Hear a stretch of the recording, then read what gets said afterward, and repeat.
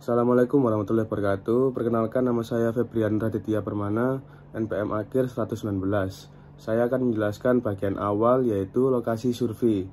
Survei ini dilakukan pada Jalan Basuki Rahmat di Surabaya dengan panjang pengamatan sekitar 1 km.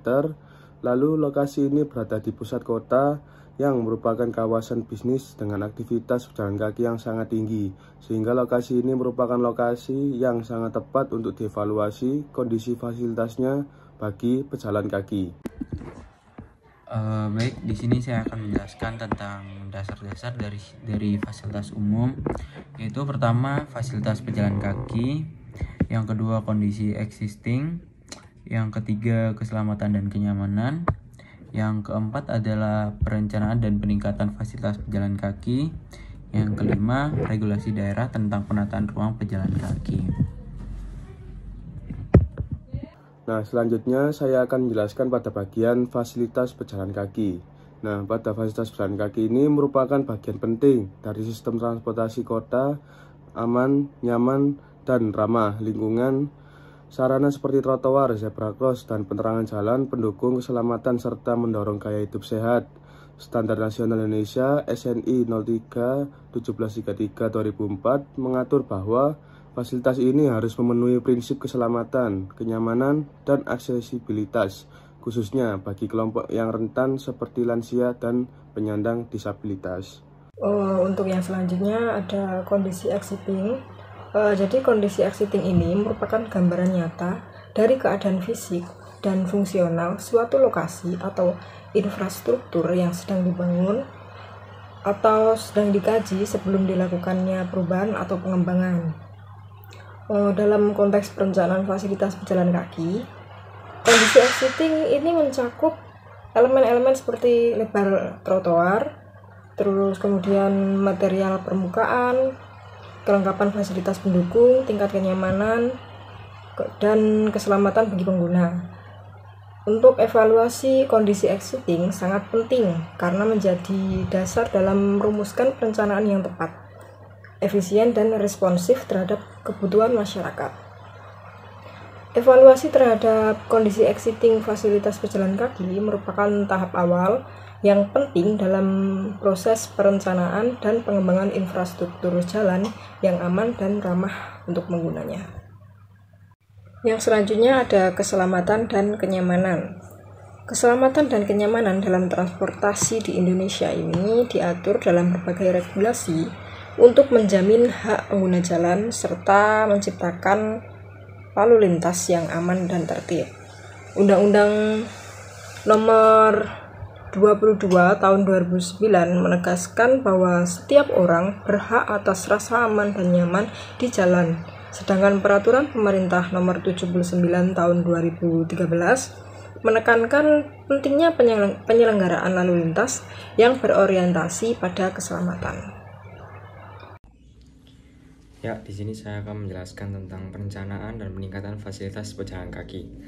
Jadi perencanaan dan peningkatan fasilitas pejalan kaki itu merupakan bagian penting dari pengembangan infrastruktur kota yang berkelanjutan. Jadi pastinya kualitas fasilitas pejalan kaki itu mempengaruhi kenyamanan dan keselamatan para pejalan kaki itu sendiri. Jadi perencanaan ini melibatkan pengaturan ruang jalan yang proporsional, penambahan jalur pedestrian yang memadai, serta penerangan jalan yang baik sehingga pejalan kaki dapat menggunakan fasilitas pejalan kaki itu dengan sangat baik. Ada pula seperti zebra cross, jembatan penyeberangan yang bisa digunakan untuk menyeberangi antara dua trotoar yang berbeda. Selain itu, penyediaan fasilitas penyeberangan seperti zebra cross dan jembatan penyeberangan juga menjadi bagian penting untuk mendukung mobilitas pejalan kaki secara aman dan efisien.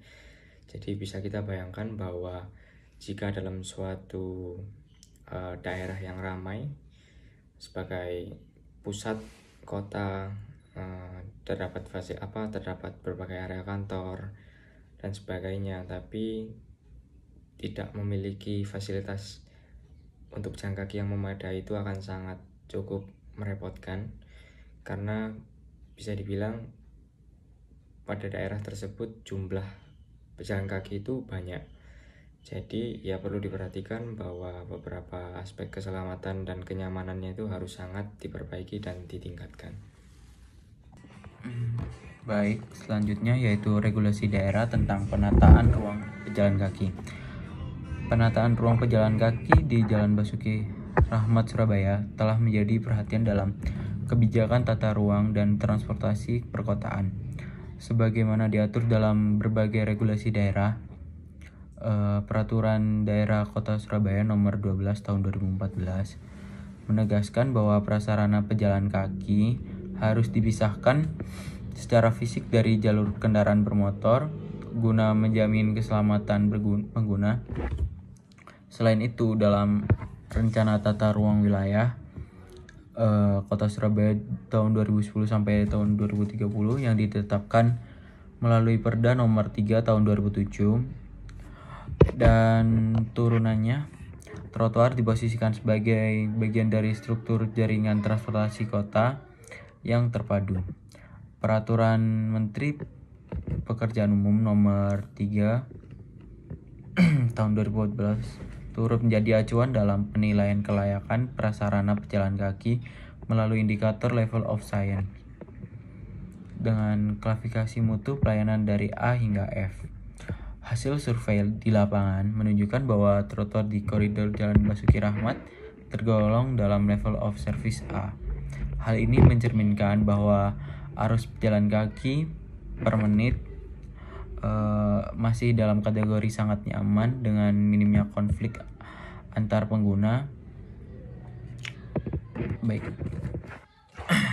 Di sini saya akan menjelaskan apa saja pendukung trotoar. Yang pertama, penerangan jalan umum. Lampu jalan untuk memastikan visibilitas dan keamanan pejalan kaki di malam hari. Yang kedua, ada rambu dan marka. Rambu penyeberangan, larangan parkir di trotoar, kemudian marka zebra cross dan petunjuk arah. Yang ketiga, tempat duduk atau bangku. Disediakan secara berkala sebagai tempat istirahat bagi pejalan kaki, terutama lansia dan penyandang disabilitas. Yang keempat, ada tempat sampah untuk menjaga kebersihan lingkungan dan mencegah sampah berserakan di area pejalan kaki. Yang kelima, ada pohon atau kanopi peneduh, memberikan keteduhan agar pejalan kaki tidak kepanasan sekaligus memperindah area trotoar. Yang keenam, ada guiding block atau ubin pembantu tunanetra. Ubin berpola khusus untuk membantu tunanetra berjalan dengan aman dan mandiri. Yang ketujuh, ada ramp atau aksesibilitas disabilitas. Jalur landai di tepi trotoar atau di titik penyeberangan untuk kursi roda atau pengguna dengan mobilitas terbatas. Yang kedelapan, ada halte atau shelter transportasi umum, mempermudah integrasi antar moda transportasi dan akses pejalan kaki. Yang kesembilan, ada polar atau penghalang kendaraan, tiang pendek untuk pencegahan kendaraan bermotor naik ke trotoar dan menjaga area tetap aman bagi pejalan kaki. Yang ke-10, ada papan informasi atau peta area, memberikan informasi mengenai lokasi penting di sekitar dan arah atau tujuan transportasi. Yang ke-11, ada cermin cembung atau convex mirror untuk meningkatkan visibilitas di sudut-sudut jalan yang rawan kecelakaan. Yang ke-12, ada drainase, saluran air untuk mencegah genangan di trotoar saat hujan. Baik, selanjutnya pada pembahasan kondisi jalan saat survei pada Jalan Basuki Rahmat. Dari gambar yang sudah terlampir, kita bisa melihat memang benar adanya ketersediaan dari jalur berjalan kaki atau biasa kita sebut dengan trotoar. Namun di sini kita menyoroti pada bagian kondisi kualitas perkerasan jalannya. Di beberapa titik kita menjumpai adanya retakan maupun jalan yang berlubang sehingga yaitu dapat mengurangi keselamatan maupun kenyamanan bagi pengguna jalannya. Kemudian pada Jalan Basuki Rahmat kita juga menjumpai ketersediaan dari curb jalan, kemudian rambu peringatan sebagai pemandu pengendara maupun pejalan kaki, kemudian tersedia jembatan penyeberangan sebagai akses yang aman untuk melintasi jalan, kemudian juga tersedia lampu lalu lintas sebagai pengatur arus kendaraan maupun pejalan kaki. Kemudian pada Jalan Basuki Rahmat kita juga menjumpai adanya ketersediaan dari bolar. Bolar di sini itu biasa kita sebut sebagai tiang pembatas. Nah, tiang pembatas di sini itu berfungsi sebagai memisahkan area tertentu atau hanya sebagai pelindung saja. Kemudian kita menemukan ketersediaan dari lampu penerangan jalan, yang mana ini itu sangat penting untuk visibilitas saat malam hari. Dan juga kita menemui ketersediaan dari zebra cross sebagai tempat penyeberangan pejalan kaki. Dan yang terakhir, pada Jalan Basuki Rahmat kita juga menjumpai adanya tempat duduk sebagai sarana tempat peristirahatan di beberapa titik tertentu. Kemudian kita juga menjumpai adanya tempat sampah sebagai upaya kebersihan pada area jalan tersebut. Kemudian kita juga menjumpai ketersediaan dari halte bus sebagai tempat menunggu transportasi umum. Dan yang terakhir kita juga menjumpai adanya kemiringan trotoar, yang mana dia itu berfungsi sebagai area masuknya kendaraan bermotor. Sebagai tambahan, pada Jalan Basuki Rahmat kita tidak menjumpai adanya guiding block sebagai fasilitas pendukung penyandang disabilitas. Jadi dapat disimpulkan pada Jalan Basuki Rahmat fasilitas pendukung dari kerb jalan hingga kemiringan trotoar itu memang benar ada, tersedia pada jalan tersebut dan berfungsi dengan cukup baik. Namun hanya saja kekurangannya itu tidak adanya guiding block, kemudian juga kondisi kualitas perkerasan jalan area pejalan kakinya. Berikut ini adalah 13 pertanyaan yang akan diajukan saat survei kepada 40 responden dengan mengukur tingkat kepuasan dan kegunaan. Pada tiap tingkat dilakukan uji validitas, reliabilitas, dan metode Importance Performance Analysis atau IPA. Uji validitas untuk menyatakan kuesioner dapat dikatakan valid atau tidak valid dengan rumus R sama dengan N dikali sigma XY dikurangi sigma X dikali sigma Y per akar N dikali sigma X kuadrat dikurangi sigma X kuadrat dikali N dikali sigma Y kuadrat dikurangi sigma Y kuadrat. Jika R hitungan melebihi dari nilai R tabel, maka dapat dikatakan valid, begitu pula sebaliknya. Kemudian, uji reliabilitas untuk menunjukkan sejauh mana alat pengukur dapat diandalkan, dengan rumus alfa sama dengan K per K-1 dikali 1 dikurangi sigma delta I kuadrat per delta T kuadrat, dengan hasil yang dapat diklasifikasikan pada kategori reliabilitasnya. Selanjutnya, metode Importance Performance Analysis atau IPA untuk mengukur tingkat kepuasan seseorang atas kinerja pihak lain dengan rumus TKI sama dengan XI per YI dikali 100%, menjadikan nilai rata-rata X dan Y untuk menjadi batas pada grafik. Data-data tingkat kepuasan hasil uji validitas, semua pertanyaan dinyatakan valid karena nilai-nilainya melebihi dari nilai R tabel. R tabel yang digunakan adalah 38 dengan tingkat signifikan 0,05. Pada uji reliabilitas menunjukkan klasifikasi reliabilitas sangat tinggi dengan angka 0,804. Pada metode IPA didapat nilai 4,341 sebagai batas sumbu X. Data-data tingkat kegunaan hasil uji validitas, semua pertanyaan dinyatakan valid karena nilai-nilainya melebihi nilai R tabel.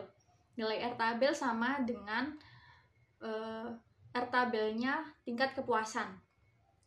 Pada uji reliabilitas menunjukkan klasifikasi reliabilitas tinggi dengan angka 0,704. Pada metode IPA didapat nilai 4,351 sebagai batas sungguh Y. Setelah diperoleh batas-batas sungguh X dan Y, maka dapat dibuat grafik yang memiliki klasifikasi kuadran. Kuadran 1 memiliki tingkat kepentingan tinggi namun kinerja masih belum memuaskan, ada pada pertanyaan ke-10. Kuadran 2, tingkat kepentingan sebanding dengan tingkat kepuasan, ada pertanyaan ke-1, 2, 5, 8, 9, 11, 12, dan 13. Kuadran 3, pengguna menganggap tidak terlalu penting, namun pelaksanaannya rendah, ada pada pertanyaan ke-3, 4, 6, dan 7. Kuadran 4, pengguna menganggap tidak terlalu penting, namun pelaksanaannya baik sekali. Namun pada pertanyaan ini tidak ada yang mencakup pada kuadran 4. Baik, kesimpulan yang dapat kita ambil yaitu berdasarkan hasil survei yang telah dilakukan terhadap fasilitas pejalan kaki di Jalan Basuki Rahmat, Surabaya, dapat disimpulkan bahwa secara umum fasilitas yang tersedia masih belum sepenuhnya memenuhi standar kenyamanan dan keselamatan bagi pengguna jalan.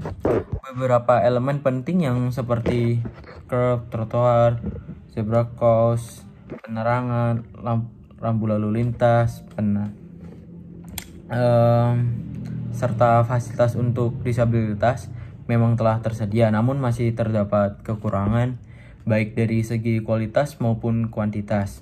Hasil uji validitas dan reliabilitas menunjukkan bahwa instrumen survei yang digunakan telah valid dan reliable dengan nilai koefisien Cronbach alpha sebesar 0,8042 untuk data kepuasan dan 0,7079 untuk data kegunaan, yang mengidentifikasikan tingkat keandalan yang tinggi. Ini berarti hasil survei dapat dipercaya sebagai dasar pertimbangan dalam evaluasi dan perencanaan. Selain itu, hasil perhitungan tingkat kesesuaian ini melalui metode IPA menunjukkan bahwa terdapat beberapa indikator yang memiliki nilai kepuasan dan kegunaan yang tinggi, namun juga ditemukan beberapa indikator yang masih perlu mendapat perhatian dan peningkatan. Baik, sekian kesimpulannya. Terima kasih.